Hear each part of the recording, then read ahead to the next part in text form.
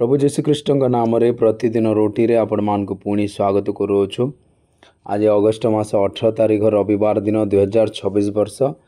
आज ध्यान हेउछि से आश्चर्यजनक जिनिस देखिबा पई आखि खोलिले।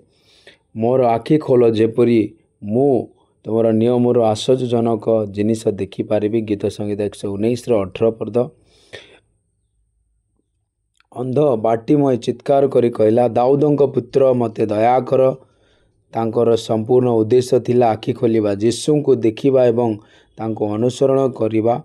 प्रभु तुमर आखि खोलिबा पूर्वर से तुमर हृदयर गभीर उद्देश्य देखंती। तेणु प्रभु को आखि खोलिबा को कुह, तेणु तुमे तांको देखि पारिबो। एही दुनिया रे अनेक प्रकारर आखि अछि। लोकमानकर मंद आखि थाई पारे, ईर्षार आखि थाई पारे, केतेकंकर मद्यपान हेतु लाल आखि थाई पारे, क्रोधर आखि मध्य अछि जहाँ से मानकर ज्वलंत चेहरा सहित जली पारे।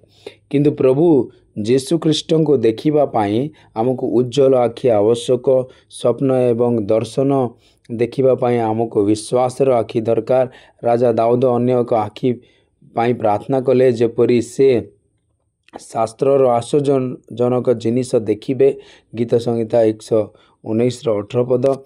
जो माने शास्त्र को अतिरिक्त भाव में पढ़ती से माने यार रहस्य बुझी पारिबे नाही। जदि आपण शास्त्रर प्रकाशन एवं ईश्वर वाक्यर लुकायित जिनिस गुड़िक अनुसंधान करने को चाहती, तेबे आपण को पद गुड़िक उपर ध्यान करने को पड़िबो एवं यार गभीरता को जीवाकू पड़िबो।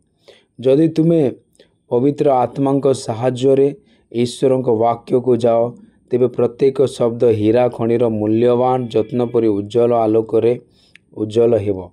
तुमर हृदयर आखि, तुमर मनर आखि एवं तुमर बुझामणार आखि खोलिबा को दियो।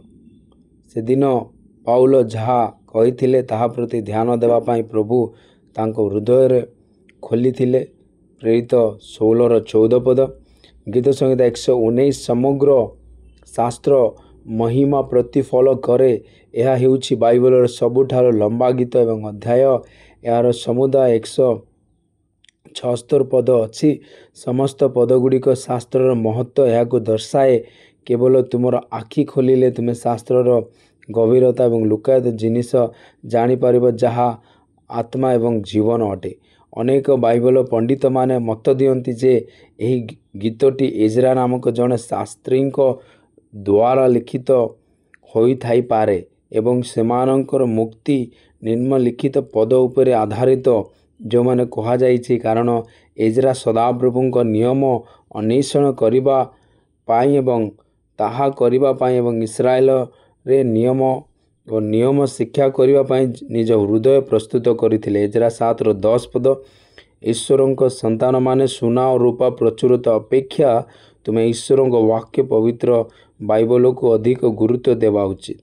जेतेबेले आपण यार स्वाद पाइबे, सेतेबेले आपण याकु मधुर मोह एवं मोह फेणा पाइबे। अधिक ध्यान करिबा पाई जेसाय 29:18 पद। से दिन बधिर माने बहिर शब्द शुणिबे एवं अंधमानकर आखि अंधकार एवं अंधकार देखिबो।